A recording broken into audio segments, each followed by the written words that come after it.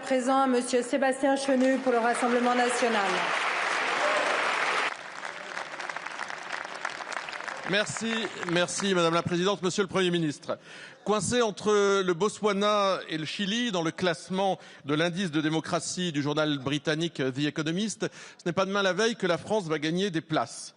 La justice s'est immiscée de façon dramatique dans la campagne présidentielle française, toujours pour la presse britannique, soulignant l'état malsain de la démocratie française dans le journal espagnol El País, qui emboîte le pas de la tribune de Genève, pour laquelle exclure de la présidentielle Marine Le Pen ne sert ni la loi ni la démocratie. La France, seul pays où pour gouverner il faut avoir perdu les élections, s'abîme à l'international en laissant s'abîmer notre état de droit. Craignant le jugement du peuple, certains se rassurent par celui de magistrats politisés. Sous le regard du monde entier, sous le regard de démocratie authentique, la France est observée. Ses dirigeants et peuples du monde nous disent « on vous voit, on vous regarde, on vous voit ».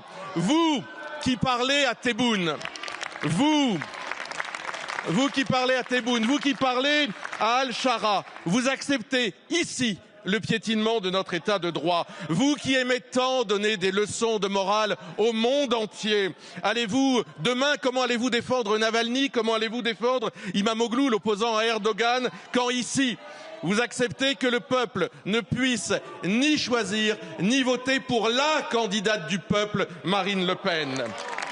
On vous voit, nous disent-ils, on vous voit, nous disent-ils.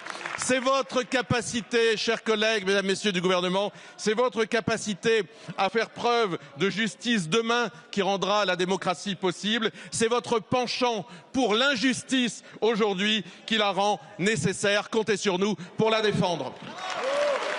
Je vous remercie.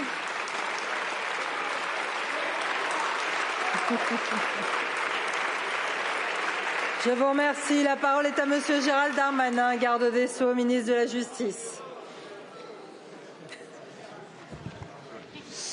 Merci Madame la Présidente, Mesdames et Messieurs les députés. Monsieur le vice-président Chenu, vous avez compris que je ne cherchais à polémiquer en rien tant l'affaire était importante. Il s'agit d'une décision de justice rendue par des magistrats, 3, qui sont indépendants après un procès.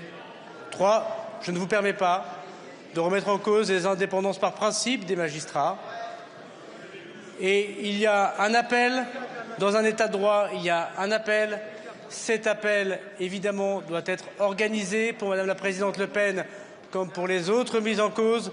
Et je suis certain qu'après cet appel qui sera organisé, après un procès qui sera équitable et après que d'autres magistrats indépendants auront pris différents des décisions de justice, chacun acceptera ces décisions de justice. C'est ça l'état de droit.